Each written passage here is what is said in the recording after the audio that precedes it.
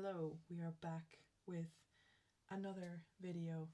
Today's topic is going to be something that I would have found useful ahead of time had I the resource. It is about calisthenics weightlifting competition form rules. Now, it's not going to be a formal, strict every single rule that you need to know, but I've picked out all the most important rules that I think you should know ahead of time, especially if you're someone like me that always plans things till last minute, leaves things till last minute. These types of people are known as type B people, I have come to learn. So we don't think about stuff, we don't plan things ahead of time, we just kind of leave things till last minute, and then we find out and panic sometimes. Anyway, doesn't matter because I'm gonna tell you some of the most important rules I think you should know. And also, lost my train of thought. So here we have a beautiful introduction screen. I tried to make it as generic as possible because I don't want to use royalty images. Okay, so the first thing we're going to start off with is... Okay, so the first thing...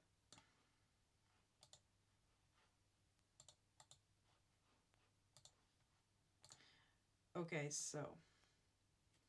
so the first thing we're going to start off with is the bar muscle up. Now, contrary to what you might see on social media, you see a lot of people doing kipping muscle up. Unfortunately, in competitions, kipping muscle up is pretty much not allowed. Any form of kipping is not allowed. Bending the legs, not allowed. And this is a shame because for women, a muscle up is so much harder to achieve. And I think a little kip would be useful, but let's not talk about that. So strictly no kip for muscle up. So you should know that before you're going in and training for a comp. No leg swing forward. Now I don't mean that you're not allowed to come and swing forward. What I just mean is that you can't push your legs all the way in front of you when you're at the top of the bar. So as you can see here, I've kind of kicked my legs way forward, and this is just not, it's just a no rep in a competition. So you need to make sure that your hip drive is very strong and there's no excessive leg forward action. No chicken wing. This is kind of, self-explanatory. I don't know how many times you go to social media and you see people say, I've just achieved my first muscle up, and it's like the worst chicken wing muscle up in existence. Now, I applaud the effort, but it just, for me, it kind of irks me when people say this. If it's like a casual training situation, it's fine, but personally, yeah, you have to be strict with the chicken wing. And then again, arms fully extended at the bottom of the muscle up, and they have to be completely straight. So as you can see in this video, my arms are fully extended. So sometimes out of habit, you might tend to bend your arms slightly at the top of the swing position. So this is like not allowed as well. So yeah, that's the bar muscle up. Okay, next up we have the pull up / chin up. Now, I just did a competition and I chose to do the chin up. So I'm primarily focusing on chin up here, but the same rules apply to pull up. So starting position, you have to be in a full dead hang with your arms straight. So as you can see in this video, I am hanging, and I'm just going to pause. I am hanging completely straight. You can see my arms are fully extended, and I'm just hanging there. I'm just doing a dead hang. So the idea of this is just to show that you can last on the bar. Okay, you must wait for the judge to call before initiating the pull. So this is really important. The judge has to say go, or whatever the cue is, and then you start pulling. If you're in a dead hang and you start pulling and the judge has just said nothing, then you get a no rep, which is just crazy. But you have to wait for the judge. It's kind of like out of respect as well, but more so probably technical stuff. Okay, then we know chin must be above the bar. So many people ask me in comments, in DMs, like, oh, I just did this pull up, but my chin didn't fully clear the bar. Is it valid? The answer to this is yes, it's valid if you're just training for strength at home. But you need to keep in mind that if you were in a competition, it would not count. And you need to also keep in mind, if you're training for fun and stuff, then you still want to be training with the most optimal form. So you want to always aim for your chin to clear the bar. If you just attempted a really heavy pull-up at home, good on you, good effort. If your chin didn't fully make it, that's fine. But in a competition, it does matter. So chin must be above the bar. As you can see in this video, my chin goes right above, miles above, so I was fine.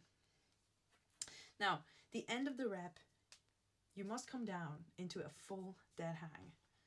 So again, in this video, now, there is a slight error I made in this rep, which resulted in no rep. Crazy, I know.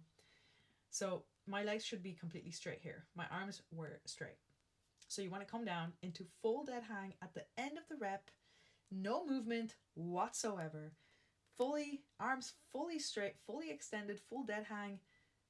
Boom. You're like hanging there, you know. Then when you're called to get back to the box by the judge, only then do you initiate a movement. Now, as you can see here, I initiated a leg movement before the judge said anything. So I got a no rep. I know, it was crazy because this was a PB. This was 30 kilo. This was a PB. And he said no rep. And I was like, what? So gotta listen to the judge. Okay. Now, if you fail any of these things, you get a no rep. It's very strict. Okay, so that's chin up.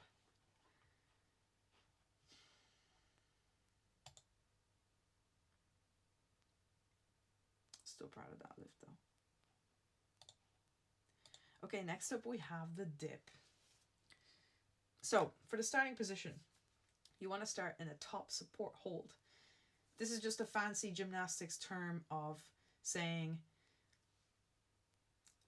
hold yourself at the top of the dip position without actually pushing down. So as you can see here, this is a top support hold. So you just hold there until the judge tells you to go.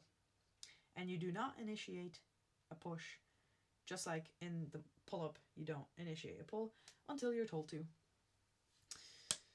Now, the elbows must be at 90 degrees or below. This is kind of an obvious thing with dips, everybody knows. And, excuse me, everyone kind of knows this, but sometimes it slips through the cracks. So in a competition, it's very important that you know exactly, intuitively, when your elbows are at 90 degrees or less in a dip, right? If you're going above that and you did a really good lift, it's such a waste of energy if you don't fully commit to that 90 degrees and you get no rep. It's a real damn shame. Okay. Now this is a crazy one, but if you're attempting a really heavy lift and you're going back up in the dip and your legs start kicking, right? So you're kind of trying to like kick to like push up. This is not allowed as well. So just keep that in mind. So as you can see, this is a clean rep that I did elbows 90 degrees and I push up straight without any leg movement whatsoever. My legs are completely straight. So that's what you want to keep in mind. Because sometimes your legs actually start to kick. You start to kick without even realizing it. So you really have to consciously focus on that. And again, failing any of these conditions results in a no rep. Now the last one, which I forgot to include a video of, which I'll put in here. So the last one is the squat. So not every calisthenics competition you perform a squat, but for this one you do. Now, same rules apply. You must wait for the judge before you perform to squat down. The bottom of the squat, your squat has to be parallel to the floor. So basically, your quads have to be parallel, if you get me, or below. That just ensures you're getting full range of motion. Now, if you throw the barbell back, right, because you want to bail, this is actually super dangerous. So you never want to do this. No matter how confident you are with bailing back, you never want to do that because there is spotters beside you. So it's actually really dangerous and it could like injure them. So you don't want to do that. You don't want to throw the barbell back. If the judge is really strict, he might actually disqualify you completely. So just don't do that. It's like throwing weight at a judge. It's like completely not allowed. And again, failing any of these conditions results in a no rep. Now, one more thing I forgot to mention that applies to every single one of these lifts is that if at any point in time you're performing a rep and let's say you're doing a push-up, let's say you're doing a dip and you're going down and then you go back up. As you're going back up, if you dip down a little bit and then go up and then dip down again, this is not a linear move up, which means it's a no rep. So your rep has to be completely like clean. Same with chin up. If you're going up in a chin up and you just kind of have to like go up and then you go down slightly and then you go up, that is not a valid rep as well. So just keep that in mind. You have to continually be going up or continually going down. And that's it. These are some of the important things you should know before doing a calisthenics competition, because I imagine more and more people are going to start doing them. So these are very important things you should know and very handy things to know without having to do research. So I hope it helped. Also, you can see I have a liquid chalk stain on my sports bra. That is from doing the competition. And you can see here in the corner, that's my medal for winning first place at today's comp. Let's go!